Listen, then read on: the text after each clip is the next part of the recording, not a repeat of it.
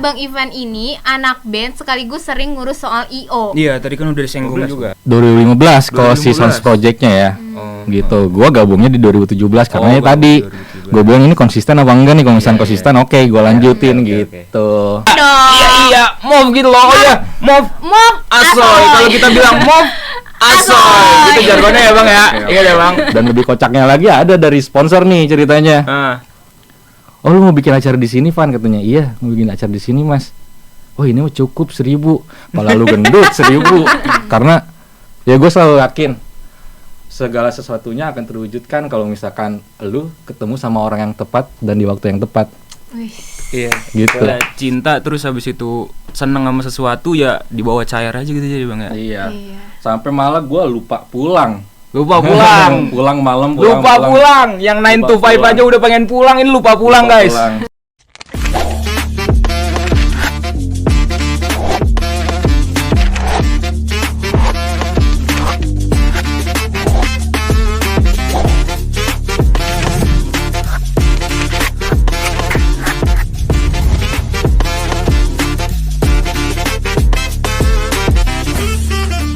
Halo para pendengar setia podcastnya MOV. Halo Mo Friends. Baik lagi di podcastnya MOV episode 14. Bareng aku Tiar dan aku Haryo, yang pastinya bakal temenin Mo Friends beberapa menit ke depan dengan bintang tamu yang luar biasa. Bener nih Kak. Oke, sebelumnya untuk Mo Friends nih yang ketinggalan episode-episode podcastnya MOV sebelumnya, bisa langsung dicek di YouTube-nya Music of Vocation atau di Spotify for podcaster dengan keyword podcastnya MOV. Nah, dari episode sebelumnya kita udah kedatangan bintang tamu yang luar biasa nih. Bener. Di episode sebelumnya kita kedatangan Bang Dennis, yaitu manajernya Marion Jola. Lalu kita juga kedatangan Bang Uta dan Bang Oboy. Nah, kita juga kedatangan Kak Langit Jiwa. Jadi banyak banget bintang tamu yang luar biasa di episode sebelumnya. Jadi sayang banget kalau kalian ngelewatin episode podcast sebelumnya. Bener nih Kak. Dan juga bintang tamu kita kali ini nggak kalah keren nih Kak. Ya, dia ini udah ikut event organizer juga, anak band juga. Terus habis itu bakal nemenin perbincangan kita kali ini dengan tema Sudut I.O. Suka dekat tentang I.O. Oke, daripada makin penasaran, mending langsung aja kali ya kita kenalin narasumber kita hari ini. Ada Bang Ivan Wirawan. Halo Bang. Halo Bang, gimana kabarnya Bang? Hari ini? Baik, gini-gini aja. Ya, gini-gini aja. Gini-gini aja. Ya kalau ditanya ya pasti gini-gini aja lah ya. Emang mau gimana lagi ya, Kak? Gak ada yang luar biasa ya? Ya udah gitu-gitu aja harinya. Standar aja gitu ya. Bener ya gitu. Oke, tadi gimana Bang perjalanan dari sini?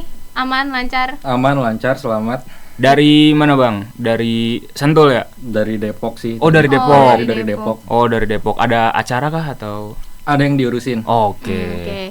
Kan Bang Ivan ini orang kan sibuk. Iya. Iya gitu lah ya. Dan ditanya biasa. lagi dong yo. Kan pasti banyak banget dong Betul. acaranya. Nah, sebelumnya nih yo, aku udah ngekepoin sosial medianya Bang Ivan. Ternyata Bang Ivan ini anak band sekaligus sering ngurus soal I.O. Iya, tadi kan udah disinggung juga. Iya kan? Banyak banget experience-nya. Boleh dong dikasih tahu apa aja nih Nah, experience-nya Bang iya Ivan? nih denger-denger pernah jadi yang ngurus event di Synchronize Fest. Terus habis itu With The Fest. Terus habis itu apa lagi Kak? Ada Hey Fest juga ya Bang Fest. ya? Betul tuh Bang. Betul. Nah, jadi Jam kayaknya terbangnya ya. Iya. Lumayan juga risetnya. Iya dong. Iya, move gitu loh. Oh ya, move asoy. Kalau kita bilang move asoy, gitu jargonnya ya Bang ya. Iya ya Bang. Anak move gitu kan. Kita narasumber aja di riset ya, apalagi pasangan ya. Aduh.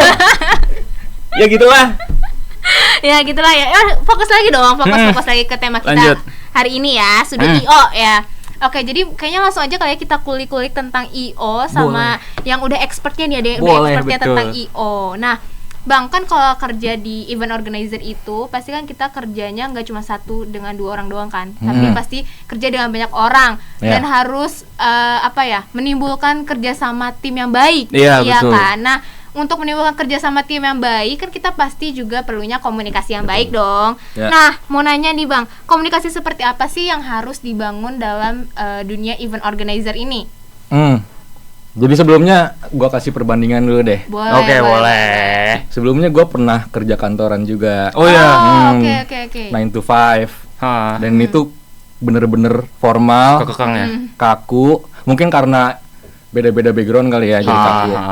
Nah setelah gua kerja di industri pertunjukan, di industri event ini, agak lumayan santai sih suasananya, karena mungkin backgroundnya sama kali ya, mempunyai interest yang sama di musik gitu. Bener-bener. Walaupun ada orang yang nggak bisa main musik, tapi seenggaknya dia suka musik gitu. benar. Nah itu lumayan jadi bikin cair sih suasananya dan lebih santai komunikasinya. Ya di kantor juga komunikasinya yang dibangun lebih enjoy aja, dari atasan ke bawahan juga udah kayak temen, cuman ya saling respect tetep sih. Ya tetap apa ya, kesannya nimbulin gap gitu ya kalau misalkan di kantoran gitu ya. Ya ada kayak Jadi, gitunya sih. ya. Gitu. Karena emang dari awal udah dibangunnya tuh formal gitu ya, nggak kayak Betul. kerja di dunia musik IO ini gitu ya. Bisa jadi. Iya, oke. Dan emang pada dasarnya kalau misalkan kita udah ya cinta terus habis itu seneng sama sesuatu, ya dibawa cair aja gitu jadi Bang ya. Iya. Iya. Sampai malah gue lupa pulang. Lupa pulang. Pulang malam. Lupa pulang. Yang 9 to 5 pulang. aja udah pengen pulang, ini lupa pulang Lupa guys. pulang. Karena emang saking cintanya gitu ya guys ya. Ya karena teman-teman kantor gue unik-unik sih isinya. Oke. Karena emang pada suka musik juga ya kan. Mm-mm. Terus juga kebetulan unik-unik anak-anaknya ya, jadi betah aja gitu. Ngobrol di luar kerjaan ya. Ngobrol tahu-tahu udah jam 11 malam. Terus Seasik ya udah itu sih, maksudnya suasananya santai sih. Dan komunikasinya juga ya udah aman-aman aja, udah ngobrol kayak biasa, kayak ke temen udah gitu. Berarti- nggak kayak ke rekan kerja gitu. Berarti digaris bawahi bahwasanya kuncinya itu komunikasi yang lancar ya Kak? Iya, jadi santai aja ya. Sebenarnya kalau dibawa santai jadinya komunikasinya juga lancar ya. Karena ya punya background yang sama juga kan. Emang Betul. itu ngaruh banget sih kayaknya ya. Memiliki background yang sama tuh komunikasi jadinya lancar aja gitu, nyambung aja gitu ya. Benar. Iya. Nah, pertanyaan kedua nih Bang. Tadi kan nyinggung masalah komunikasi, ya kan? Nah, yang namanya sebelum ngebangun event atau jalanin event, itu komunikasi antar internalisasi itu kan penting ya Bang ya? Ya. Nah, itu gimana cara ngebangunnya gitu Bang? Dan ngejaga hal tersebut sampai nanti hari event tersebut terlaksana gitu. Ngebangun internalisasi yang baik. Jadi sempet di kantor gua tuh, gue punya tim anak-anak magang. Anak magang. Nah, di bawah gua tuh anak-anak magang tuh masih kuliah. Kebanyakan dari jurusan MAIS sih sebenarnya. Gitu. Sebenarnya komunikasinya sama aja sih kayak ke teman. Cuman ya harus disabar-sabarin aja, yang namanya ngajarin anak-anak yang di bawah gua ya kan. Kadang-kadang nanya lagi, udah gua kasih tahu nanya lagi. Cuman ya udah harus disabar-sabarin sama harus dituntun sih bener-bener gitu kalau sama tim yang di bawah tuh. Jadi komunikasinya emang harus benar-benar ya udah harus dijaga gitu, jangan sampai kesel satu sama lain gitu loh. Intinya kita nggak bisa maksa seseorang untuk ngerti kita yang harus coba untuk ngerti dia gitu ya Bang. Walaupun Biar dia nggak ngerti-ngerti ya. itu yang susah itu. Pengalaman ya, yuk? Ya begitulah itu pokoknya. Ya cuman harus sabar sih. Betul. Gitu. Intinya ada di kitanya gimana caranya coba untuk ngerti ya Kak. Iya.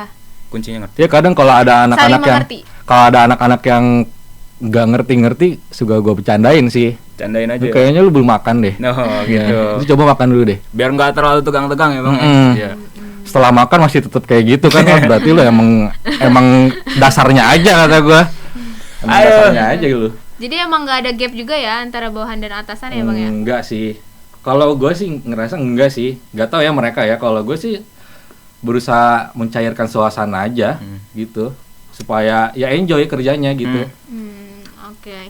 Nah, kan dalam menjalankan event organizer ini kan gak cuma sehari 2 hari, pasti panjang kan, butuh waktu yang lama. Nah, pasti kan dalam perjalanan itu pasti ada aja dong Bang masalah teknis gitu kan. Nah, biasanya masalah teknis yang rentan dan terjadi saat pra-event, post-event, atau pasca event apa aja sih Bang? Kalau kita ngomongin teknis buat di event ya, yang pertama-tama kan pasti itu dari konsepnya dulu. Dari konsepnya dulu, lu mau mulai dari skala yang besar langsung atau mau dari mulai yang acara di skala kecil dulu nih. Kalau misalkan dari yang skala kecil dulu deh kita bicaranya. Yang pertama pasti kita nyari venue-nya ya kan buat acaranya. Buat kapasitas berapa orang nih gitu kan. Gue sempet bikin acara di Bogor di salah satu kafe di sini di Bogor. Gue survei tempat. Gue emang mau bikin skalanya skala kecil showcase gitu ya, paling 200-300 orang lah. Gue sempet survei tempat, gue nanya ke tempat yang ini, yang punya tempatnya gitu, kapasitas di sini berapa Bu? Gue tanya kayak gitu, dia bilang 500. karena gue udah tahu apa yang harus gue lakukan, ya udah gue ukur dulu tuh kafenya. Lebar panjangnya gue ukur dulu, ternyata pas gue hitung nggak nampung. Jadi kan kita udah dapat ukurannya nih. Kita udah tahu dong kita mau nyimpan stage di mana. Ya kan ada FO-nya di mana. Terus juga ada space buat artisnya, gue simpen di sini nih artisnya. Itu kan kepotong kan dari seluruh ukuran yang gue ukur. Ternyata udah gue ukur cukup cuma 350 orang. Gitu. Terus? Dia bilang 500, bener sih 500, tapi acara gue nggak ada stage-nya. Orang semua udah diri di situ berarti kan. Nggak ada stage-nya, nggak ada apa-apanya. Orang semua diri 500. Dan lebih kocaknya lagi ada dari sponsor nih ceritanya. Oh, lu mau bikin acara di sini, Van, katanya. Iya, mau bikin acara di sini, Mas. Oh, ini mah cukup 1.000. Pala lu gendut 1.000. Gimana 1.000? Bisa sih 500 orang. Saya gak nutup. 500 bisa sih, tapi nggak ada stage-nya nih. 500 orang ini tapi saling gendong orang lagi. Ini 1.000 kan itu 2 kali lipat ya kan? Dikali 2 lipat. Iya, kata dia 1.000. 1.000 gimana caranya 1.000 ya, Mas? Dalam hati gua doang sih. Setelah gue hitung cuma 350 orang. Jadi konsepnya dulu, terus kita survei venue, kita ukur, ternyata dapat 350 orang ya kan. Kapasitasnya baru tuh di situ ketemu hitung-hitungan jual tiketnya mau harga berapa nih. Gitu. Itu di pra-event berarti ya, Bang? Udah dipersiapin. Nah, itu kan baru di pra-event tadi. Tadi kan kalau misalkan yang pas hari-harinya eventnya gimana, Bang? Kalau hari H sih sebenarnya gue lebih ke controlling aja sih. Sebenarnya kalau hari H ya, karena persiapannya dari sebelum hari H yang lumayan ribet kalau menurut gue ya. Gitu. Ribet di sebelum hari H, dan hari H ya udah tinggal controlling aja. Gitu. Jadi masalahnya itu sering timbul malah sebelum pra-event ya, sebelum eventnya dimulai gitu. Karena kan kita masih ngebayang-bayang ya, Bang ya. Masih belum ada, ya hanya sekedar di angan-angan lah. Jadi mungkin agak susahnya di situ mungkin. Bener sih di sebelum eventnya, apalagi gue waktu itu sempat kebagian, gue masih kuliah dulu.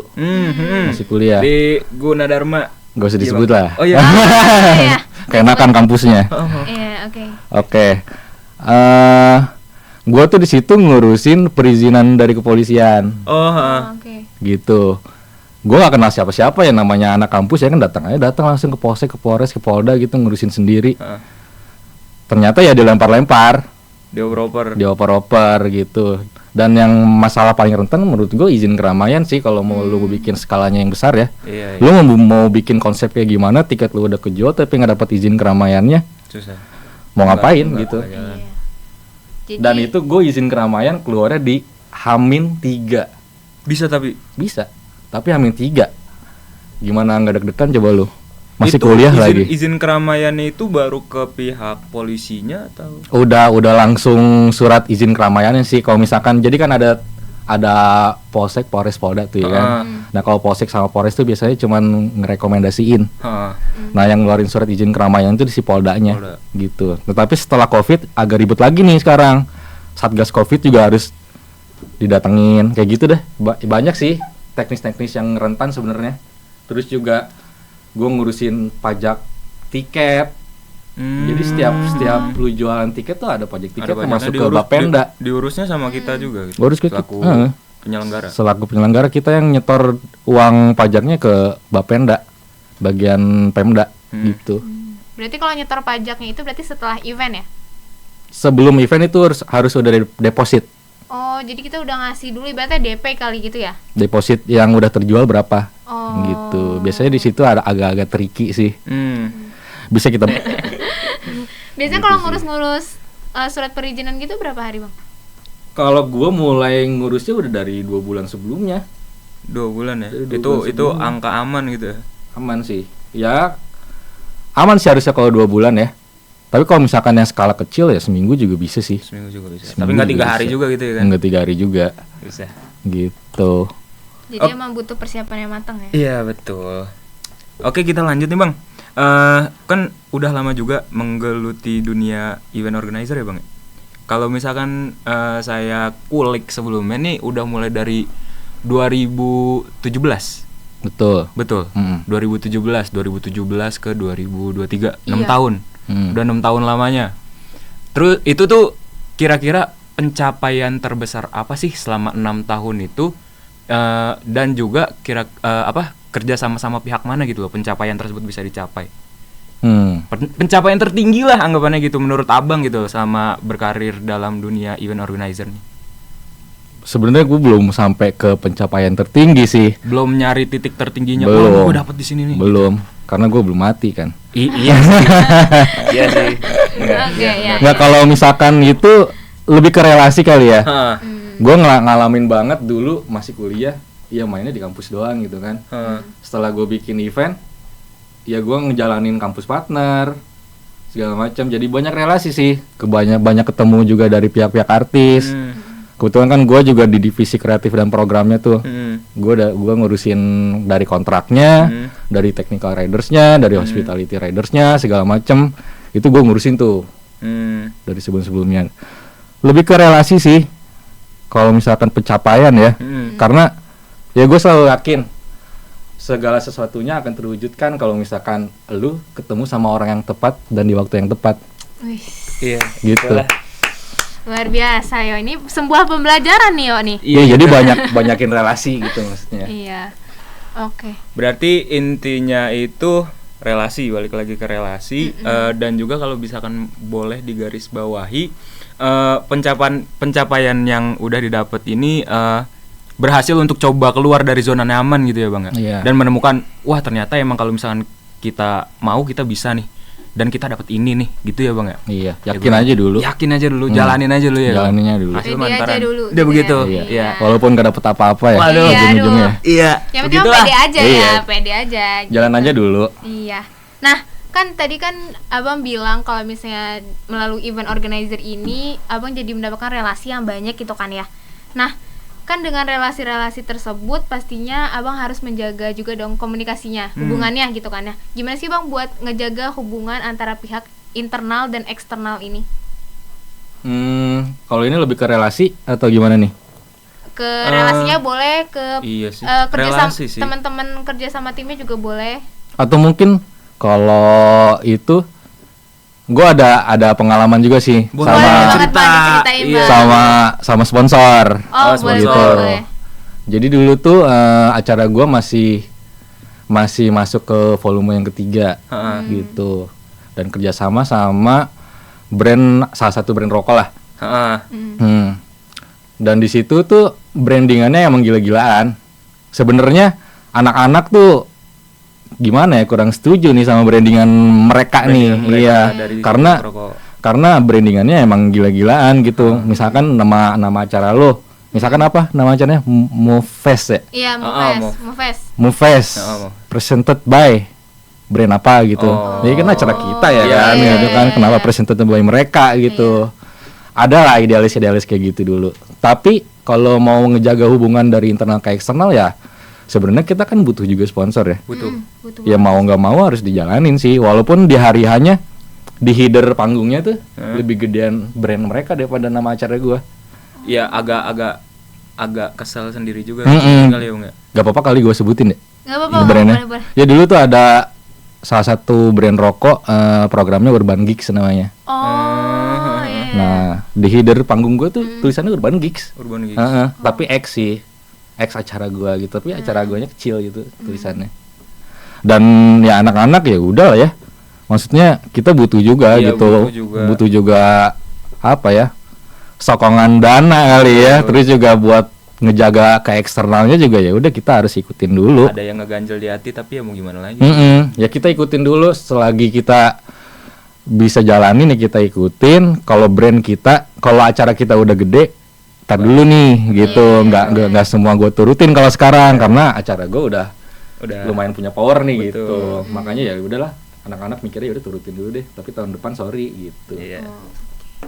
Sampai temen gue nyangkanya itu acara Urban Geeks. Bukan acara lu gitu ya. Iya, tapi kan gimana ya? Gua kan capek ya sebelum-sebelumnya ngurusin ya.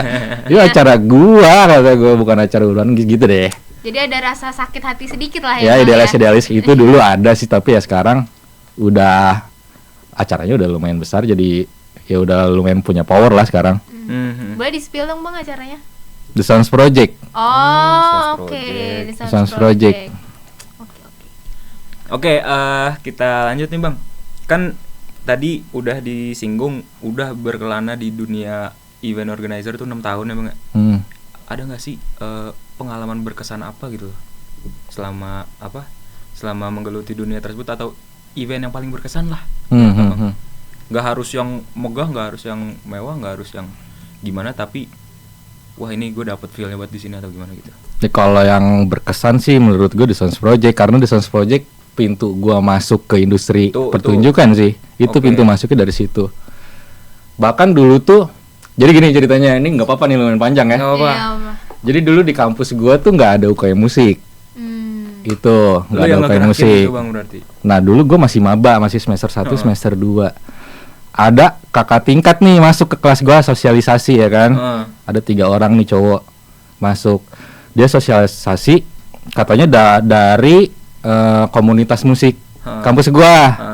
Setahu gue kan kampus gue tuh nggak punya UKM ya. Ini komunitas dari mana nih gitu kan. Terus juga tampang-tampangnya gue lihat ini nggak ada tampang-tampang musik nih kata gue. Tampang-tampang anak BEM nih kata gue, ini enggak nih kayaknya, bukan deh. Tipu-tipu. Ntar gue disuruh demo lagi. Terus udah kayak gitu ada temen gue sih yang nyoba buat daftar. Kalau gue belum daftar di situ. Nah ternyata anak 3 orang ini tuh dari The Sounds Project. 3 orang yang tadi yang 3 bilang masuk yang kata gue nggak ada tampang musik nih. Ternyata dia tuh anak Sounds Project, di atas gue 1 tahun, kakak tingkat. Gitu. Ada temen gue 2 orang daftar. Di situ gue belum daftar karena gue pengen lihat dulu ini orang bikin komunitas serius apa enggak nih. Kalau misalkan cuma ngumpul-ngumpul nggak jelas doang ya ngapain gitu. Ternyata pas gue ikutin konsisten tuh. Acara pertamanya kan di 2015. Itu temen gue yang daftar 2 orang yang tadi itu dia ikut jadi volunteer akhirnya gitu. Itu acara kampus bang? Acara sebenarnya dibilang acara kampus bukan sih, karena kita bikin komunitasnya di luar kampus. Di kampus gua kan nggak ada UKM-nya nih. Kita bikin sendiri komunitas di luar tapi bawa embel-embel nama kampus. Berarti gitu. Sebenarnya itu terjunnya bukan dari 2017 ya bang, 2015 bang. 2015 kalau si Sounds Project-nya ya. Gitu. Gua gabungnya di 2017 karena tadi gua bilang ini konsisten apa enggak nih, kalau misalnya konsisten oke, gua lanjutin gitu.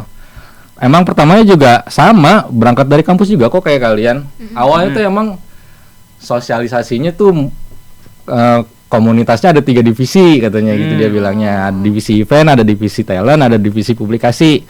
Kalau buat kalian yang pengen nyoba bikin acara masuk ke divisi event kata dia gitu. Terus kalau misalkan ada yang suka main musik masuknya ke divisi talent. Kebetulan kan gue emang suka main musik kan. Terus yang ketiga, kalau misalkan ada yang suka ngedesain atau videografer gitu masuknya ke publikasi gitu buat ngurusin Instagramnya segala macamnya kayak gitu. Awalnya kayak gitu, Sounds Project tuh. Dan akhirnya 2015 terlaksanalah acara pertamanya mereka. 2015.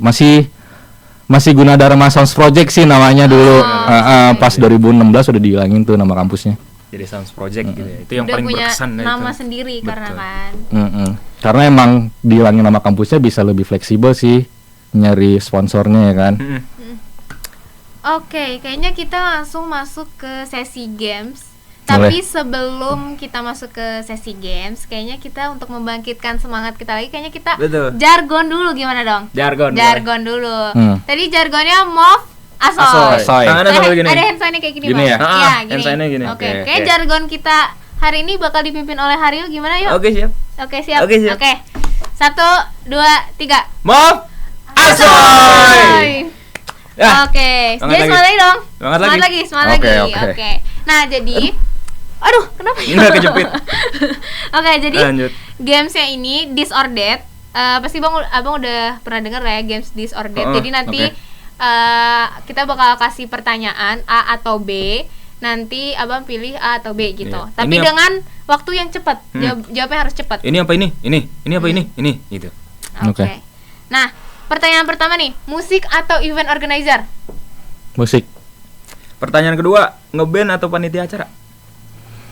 Panitia acara. Kurang tidur atau melewatkan makan? Kurang tidur. Terus habis itu chat gak dibalas apa chat dibalas singkat? Chat gak dibalas. Chat gak dibalas. Teman kerja toksik atau bos toksik?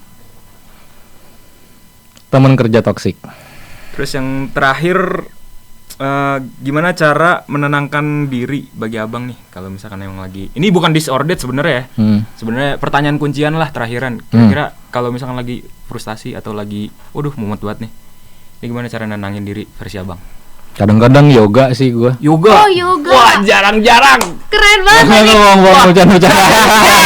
Ditipu kita ya. Enggak. Bener kan? Iya, wah kayak udah keren banget nih yoga. Enggak. Begini meditasi bukan Iya. sih? Lain nama yoga. Yoga mah teman gua ada namanya yoga, bukan. Ada teman saya juga namanya yoga, Bang. Ada teman gue juga ada. Ada. Ntar gue cari. Iya. Apa yang nenangin ya? Ketemu teman-teman kali ya? Itu sih paling ya. Main band kali. Ngeband ya. Bisa kayak gitu. Oke. Nah, tadi kan Abang milih musik atau event organizer milihnya musik. Kenapa Bang milih musik? Karena di event organizer pun ada musik. Iya sih, bener ya. Nah, kalau misalkan tadi musik atau event organizer milihnya musik, terus kenapa ngeband atau panitia acara milih panitia acara? Kalau bisa jadi panitia acara, gue bisa bikin acara sendiri buat band gue. Oh iya. Wah, bener banget ya. Bisa. Ini luar biasa ini. Bisa. Memang jiwa-jiwa ownernya tuh ada Betul. ya, Betul. gitu. Jadi kayak yang luar biasa banget memang. Kalau kurang tidur atau melewatkan makan, tadi lebih milih untuk melewatkan makan ya? Kurang tidur. Kurang tidur. Kenapa Bang milih kurang tidur? Makan sih harus sih ya. Kalau tidur, kayaknya semua orang juga bakalan tidur kayaknya kalau udah ngantuk banget ya. Kalau makan sih harus ya, gimana kesehatan cuy. Betul. Demi melanjutkan hidup ya Bang ya. Ya gue mendingan ngantuk deh, mendingan telat tidur ya tadi ya. Daripada asam lambung naik kan. Nah iya. Asam lambung naik nggak bisa tidur juga. Benar. Oke. Terus habis itu chat gak dibalas apa chat dibalas singkat? Kenapa milih chat gak dibalas, Bang? Mendingan gak usah bales chat Daripada singkat-singkat. daripada singkat-singkat. Jadi kayak Iya. curhat gini nih. Jadi Gak usah dibales lah sekalian gitu. kayak ngapain sih percuma-cuma gitu ya, ngapain tenaga tangan aja ya Bang. Ini ketemu lah kalau ada masalah gitu. Iya, kayak ketemu gitu. aja langsung gitu ya. Benar-benar. Memang segala sesuatu harus diobrolin secara langsung. Iya gitu lah. Iya, biar nggak miskomunikasi ya Bang ya. Benar. Iya. Ya walaupun ujung-ujungnya juga nggak temu titik terang juga ya. Ya itu mah sabarin aja lah ya. Iya, yang penting ketemu dulu lah. Iya, Ya ketemu gitu dulu lah. lah. Oke, teman Iya, teman kerja toksik Toksik atau atau bos bos toksik? toksik. Dan tadi milih teman kerja toksik, kenapa, Bang? Oh, teman kerja toksik masih bisa gua kick. Tapi kalau misalkan bosnya yang toksik, gua nggak bisa kick lah, bos. Iya, iya gimana sih. gua Oh, kick. sih. Tapi kalau misalkan temen masih gua bisa inilah, gua politikin lah sama yang lain. Jadi gua yang toksik ya. orang toksik harus dibahas toksik ya Bang. Oke.